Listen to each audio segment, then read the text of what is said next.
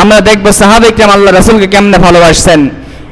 এক নম্বর নেন বুখারী শরীফের 3811 নম্বর হাদিস। বুখারী শরীফের 3811 নম্বর হাদিস, সহিহ হাদিস। উহুদ যুদ্ধ চলতেছে। কোন যুদ্ধ? হযরত আবু তালহা রাদিয়াল্লাহু তাআলা আনহু, সাহাবীর নাম হলো আবু তালহা রাদিয়াল্লাহু তাআলা আনহু। তার থেকে হাদিস আসছে, এই আবু তালহা রাদিয়াল্লাহু তাআলা আনহু উহুদ যুদ্ধের দিন একটা পর্যায়ে যুদ্ধের ময়দানে বিপর্যয় হয়ে গেছে, সাহাবায়ে কেরাম তারা বিচ্ছিন্ন হয়ে গেছে, রাসূল পাক সাল্লাল্লাহু আলাইহি ওয়াসাল্লাম এক জায়গায় একা পড়ে গেছেন।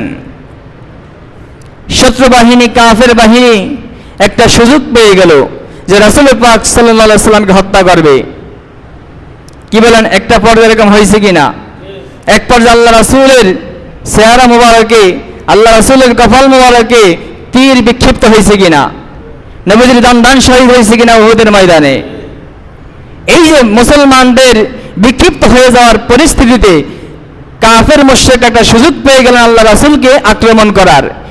এই সময় আবু তালহা রাদিয়াল্লাহু তাআলা আনহু তিনি রাসূল পাক সাল্লাল্লাহু আলাইহি ওয়াসাল্লামের সামনে দাঁড়িয়ে গেলেন। জোরে বলুন সুবহানাল্লাহ। আল্লাহ রাসূলের সামনে দাঁড়িয়ে গেলেন। তিনি ছিলেন তীরন্দাজ, তীর নিক্ষেপ করতে পারতেন। তীর নিক্ষেপ করার ক্ষেত্রে তার খুব প্রশিক্ষণ ছিল, তিনি খুব বেশি তীরন্দাজ ছিলেন। রাসূল পাক সাল্লাল্লাহু আলাইহি ওয়াসাল্লামের সামনে দাঁড়িয়ে গেলেন। কাফেররা যখন আল্লাহ রাসূলকে তীর মারতেছে, তিনি কাফেরদের তীরগুলো নিজের পক্ষে ধারণ করলেন এবং রাসূল পাক সাল্লাল্লাহু আলাইহি ওয়াসাল্লামের সামনে দাঁড়িয়ে দাঁড়িয়ে কাফেরদের দিকে তীর ছুটতে লাগলেন।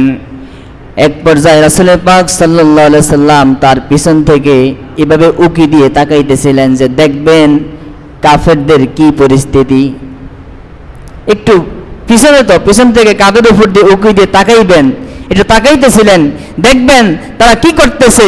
হাদিস শরীফে আসছে রাসূল পাক সাল্লাল্লাহু আলাইহি ওয়াসাল্লাম ফাআশরাফান নবিয়্যু সাল্লাল্লাহু আলাইহি ওয়াসাল্লাম, নবীজি এভাবে উকি মেরে তাকালেন। তখন আবু তালহা বললেন নবীজি পাক সাল্লাল্লাহু আলাইহি ওয়াসাল্লামকে, তিনি বললেন লি আবি তালহা ফাআশরাফান নবিয়্যু সাল্লাল্লাহু আলাইহি ওয়াসাল্লাম ফায়াকুলু আবু তালহা ইয়া নবিয়্যাল্লাহ বিআবি আনতা ওয়া উম্মি লা তাশরিফ লা তাশরিফ নাহরি বাদা নাহরিক নাহরি দুনা নাহরিক। আল্লাহ নবীকে বললেন ইয়া রাসূলুল্লাহ, ইয়া হাবিবাল্লাহ, আপনি এভাবে তাকাবেন না। আপনি যদি এভাবে তাকাইতে যান তাহলে আপনার শরীরে, আপনার মাথা মোবারকে, আপনার চেহারা মোবারকে তীর লাগতে পারে। আপনার বক্ষের পূর্বে আমার বক্ষ ধারণ করে দিয়েছি, আপনার বক্ষের জন্য আমার বুকটাকে ঢাল বানিয়ে দিয়েছি। আগে আমি আবু তালহার কোরবানি হবে, আগে আমি আবু তালহার মৃত্যু হবে, শাহাদাত হবে, এরপরে যদি আপনার গায়ে কোনো তীর লাগতে পারে, কিন্তু আমি আবু তালহা জীবিত থাকা অবস্থায় আপনার গায়ে একটা তীরও লাগতে পারবে না। জোরে বলুন সুবহানাল্লাহ। আপনি চিন্তা করতে পারেন সাহাবায়ে কেরাম নবীজিকে কিরকম মহব্বত করছেন, কিরকম ভালোবাসছেন। সাহাবী বলতেছেন নাহরি দুনা নাহরিক, আমার বক্ষ আপনার বক্ষের সামনে, যত তীর আসবে সব আমার বুকে লাগবে। আমার জীবিত দশায়, আমার জীবিত থাকা অবস্থায় আপনার গায়ে একটা তীরও লাগতে পারবে না। নবীজিকে বললেন আল্লাহ রাসূল আপনি উকি দিয়ে তাকাইবেন না, আপনি আমার পিছনে দাঁড়িয়ে থাকেন, আমি আপনার জন্য ডাল শরীফ হয়ে গেছে। জোরে বলেন সুবহানাল্লাহ। নিজের জীবনটাকে তীরের সামনে বিলীন করে দিয়েছেন আল্লাহর নবীর মহব্বতে। তাহলে আপনি বলেন সাহাবায়ে কেরাম নবীর জন্য জীবন দিয়ে দিয়েছেন, আপনি সেটা কি কোন ফতোয়া দিবেন? এভাবে তীরের সামনে, এভাবে যুদ্ধের সামনে, এভাবে মৃত্যুর সামনে নিজেকে ঢেলে দেওয়া, এটা কি জায়েজ না নাজায়েজ কাজ বলেন তো? নাজায়েজ। কি বলেন, জায়েজ কাজ। আত্মহত্যা করা জায়েজ না নাজায়েজ? নাজায়েজ না, হারাম না? তাহলে একটা লোক জানতেছে তীর আসতেছে, তার মৃত্যু নিশ্চিত, কিন্তু ওই পরিস্থিতিতে নবীজির সামনে গিয়ে দাঁড়াইছে, তীরগুলা নিজের বুকে ধারণ করতেছে, নিজে নিজেকে মৃত্যুর সামনে ঢেলে দিল, তাহলে জায়েজ কাজ না নাজায়েজ কাজ?